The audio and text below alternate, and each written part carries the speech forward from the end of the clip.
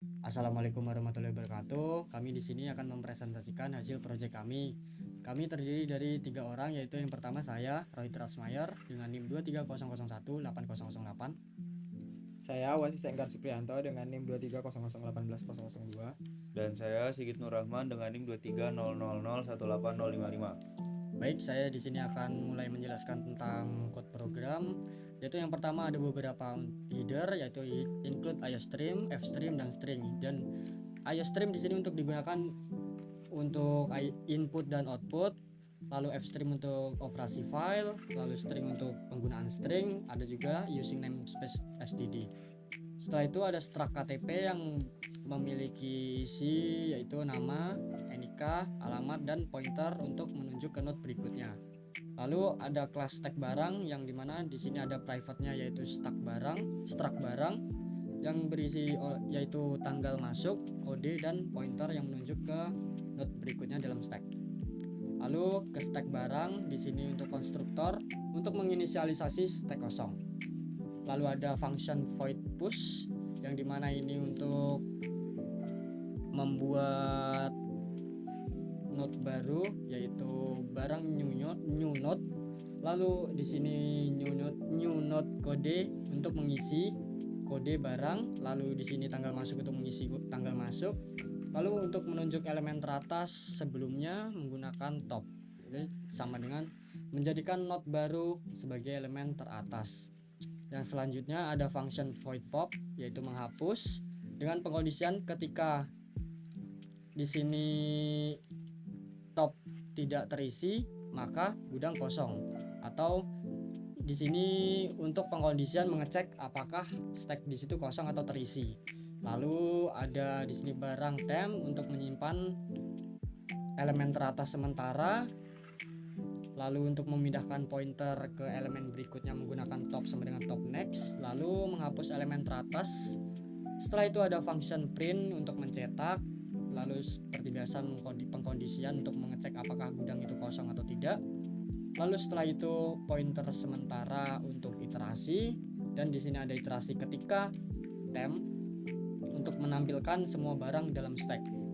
Lalu ada boolean is empty untuk mengecek atau mengembalikan ketika top di situ true, maka ketika top di situ null maka true. Tuh. Lalu ada kelas queue pembeli, public struct pembeli dengan di sini isian NIK, nama, jumlah barang, waktu kedatangan, dan pointer untuk menunjuk ke elemen berikutnya dalam queue. Lalu di sini ada pointer ke elemen pertama dan dalam queue, lalu untuk pointer ke elemen terakhir dalam queue.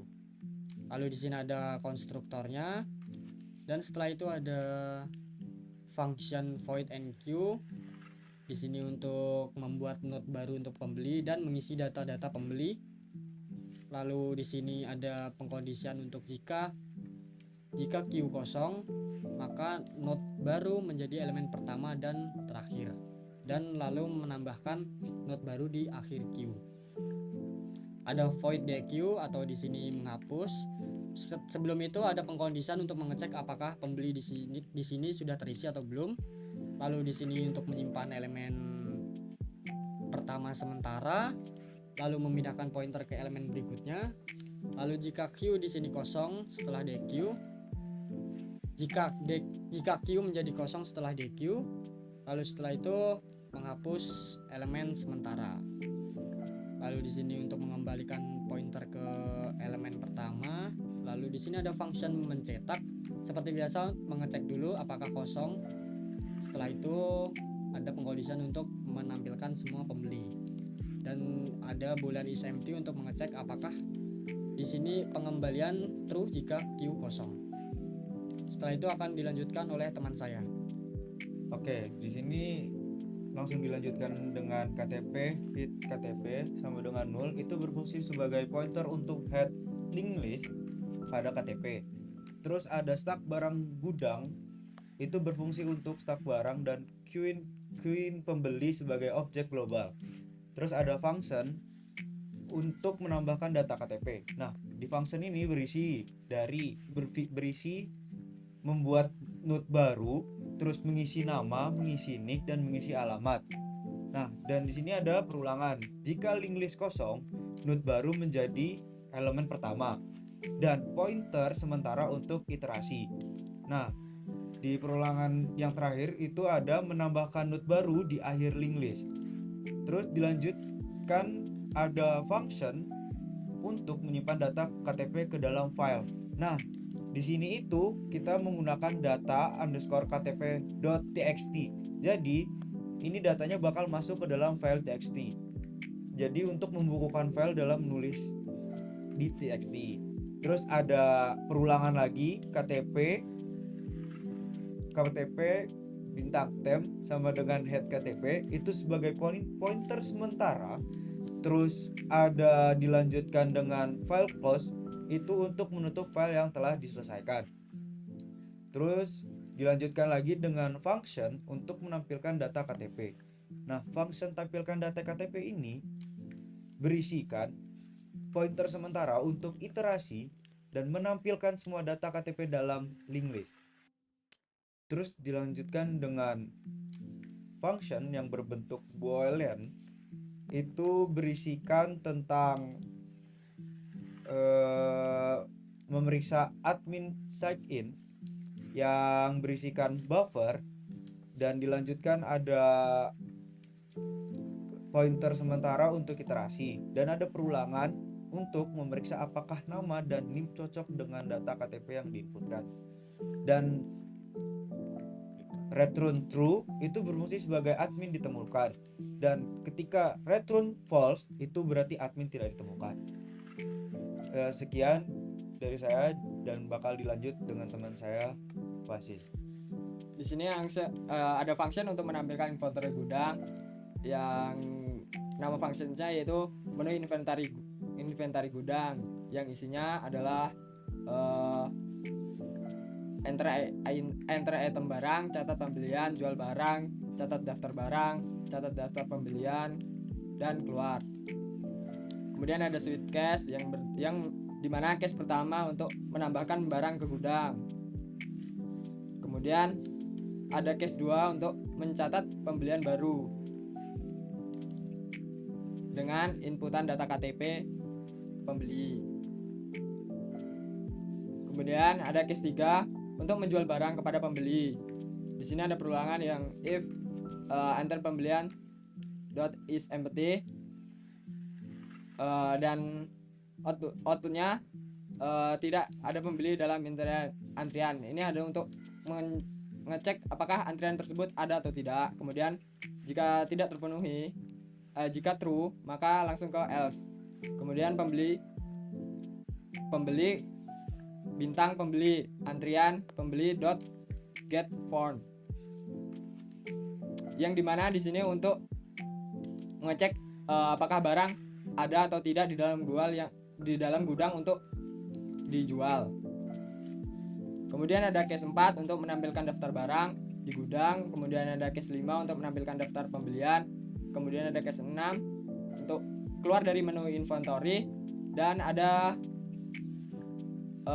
default yang untuk menampilkan inputan itu valid atau tidak. Kemudian ada int main. Ini untuk menampilkan data KTP yang digunakan sebagai admin. Kemudian ada ball logic sukses sama dengan false, yang dimana untuk mengecek admin itu diterima atau tidak. Kemudian ada else-nya digunakan untuk admin tidak diterima. Baik, ini sekian penjelasan program dari kami. Kemudian dilanjutkan untuk menampilkan output dari program kami yang akan dijalankan oleh teman saya yaitu Rohil Raj. Baik, di sini saya akan memulai running program ini dengan output seperti ini. Yang pertama akan menanyakan berapa banyak data KTP untuk admin yang ingin diinput dengan maksimalnya 3. Jadi untuk project kali ini adalah Admin untuk sign in-nya adalah KTP kami dari anggota kelompok, yaitu jadi 3 orang. Yang pertama ada saya dengan NIK 08 alamat Jogja, lalu Wasis 002 alamat Jogja. Dan data KTP yang ketiga Sigit 00055 dengan alamat Jogja juga. Nah, ini adalah data KTP yang berhasil disimpan ke file data.txt dengan ini yang ditampilkan setelah saya inputkan tadi. Setelah itu ada admin sign in, yang dimana ini adalah diwajibkan data sign in itu sama dengan data KTP yang di atas. Jika tidak sama maka akses akan ditolak. Maka kita coba untuk tidak sama dulu untuk mengetes apakah ditolak atau terima. Dengan tamarat yaitu kita menggunakan NIM Wasis. Akses ditolak. Dengan ada pilihan coba lagi yes or no. Maka kita akan yes.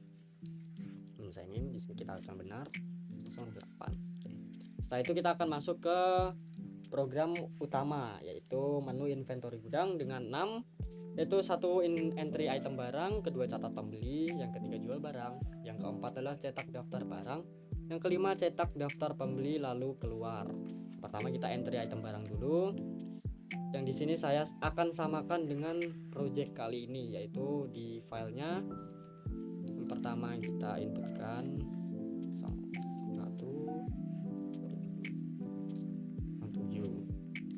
lagi 20 908 lagi kode barang 3 2020 9 lagi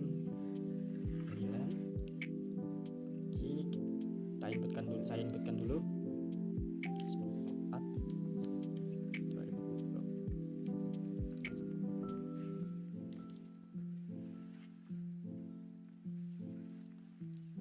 Oke, maka kita akan cetak dulu daftar-daftar barang di atas dengan menggunakan komen 4. Oke, ini adalah data-data barang yang sudah saya inputkan tadi. Dengan karena di sini menganut stack yaitu last in first out, jadi nanti barang yang akan terjual terlebih dahulu adalah kode barang 005, yaitu yang diinputkan dengan tanggal masuk tanggal 11 bulan 9 2020. Nah, setelah itu kita akan catat pembeli terlebih dahulu. Yang pertama kita masukkan nama Jason dengan NIK 12234. Jumlah barang yang ingin dibelinya adalah 1 dengan waktu kedatangan jam 9. Setelah itu kita cetak lagi dengan nama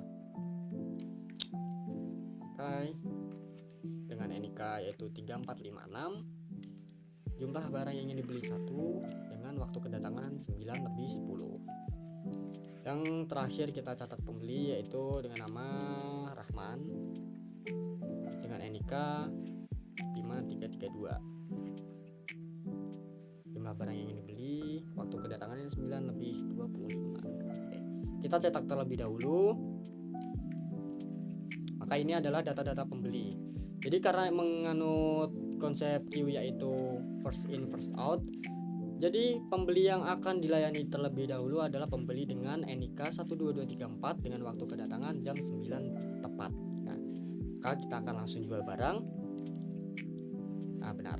Di sini adalah barang COK 005 terjual kepada pembeli dengan NIK 12234, yaitu barang COK 005 yaitu adalah barang yang terakhir diinputkan yaitu tanggal 11, dan NIK 12234 adalah pembeli yang datang paling awal jam 9 lebih.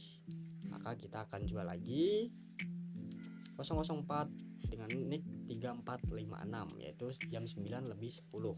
Nah, kita jual lagi dengan 0035332 yaitu dengan waktu kedatangan jam 9:25 dengan kode barang 003 yaitu tanggal 9 begitu ya. Jadi urut dari tanggal 11.